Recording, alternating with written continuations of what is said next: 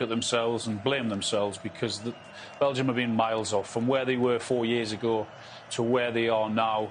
They didn't do enough and they didn't deserve to go through. We said it half time, it's very difficult to flick that switch to just say, OK, we're going to up the tempo. Yeah. They tried. In the game, to blame him for this. I mean, it's going to hurt him, that, Alan, isn't it? Oh, yeah, it will hurt him. But I said it, he's only played 31 minutes since August. Yeah. He clearly was nowhere near ready. Otherwise, they would have brought him on a lot earlier. They might have even started him. So they were only going to put him on if they were in a desperate situation, which they were. They improved when he came on. At least they then had a focal point. At least they could start and put balls into the box. They had a little pace down on either side, and that sort of helped them and changed them. But yeah, his lack of game time is yeah, we're going to go through his. I mean, it's very difficult for him to turn, twist, and then score that goal. Yeah. I think this one is difficult. Yeah. He had a header that just went over the bar that was probably the most glaring miss, but we do feel the ball went out and he was given. Not his fault. Look at what happened in other games. Look at what happened in the first half, when clearly they weren't good enough to go through. Right. Next one, kind of a couple of them actually kind of almost collided with him. You're talking about you need to be on your toes, but he could have sort of half volleyed it into the net, but because he wanted to receive the ball straight on. No, you're right. You try and get side on. You always try and get side on. But what I would say in his defence in that situation is that it's. You know how it's like when you're match fit. If you've not played any football, it's really, really difficult to get in the rhythm of the game. So you are going to be flat-footed. Next one. It's a remarkable waste of time to have some stuff from Shearer there.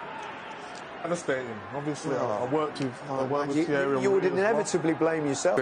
Not only because he missed the goal, but because of, again, the spirit of the team during all this tournament. Yeah. You know, all the talks, the fights between players. Yeah.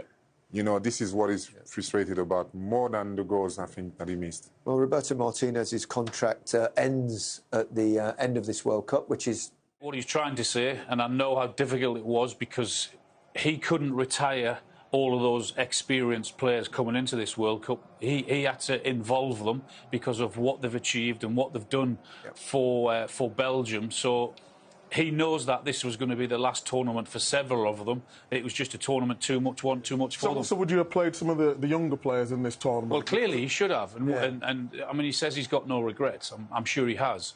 But they didn't deserve to go through.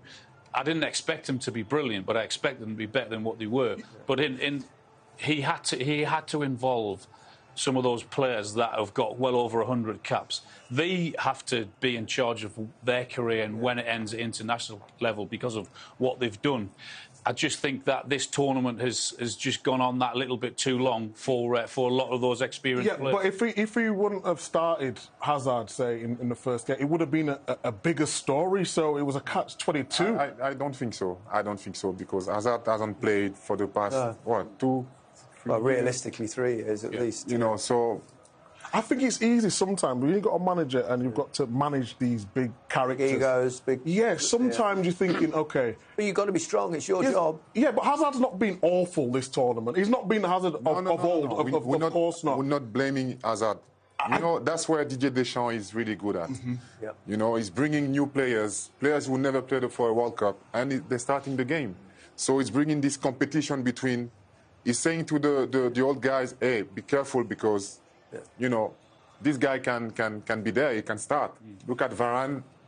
Varane now is in a difficult situation. You've also got to have players coming through ready to push those players out. I mean, well, use Wout Farce as an example. I mean, you can't. What I've seen of him in the Premier League for Leicester, he's better than what they've got defensively for Belgium. So I don't understand why he hasn't experienced. Let's switch it to Croatia. I mean, they have gone through.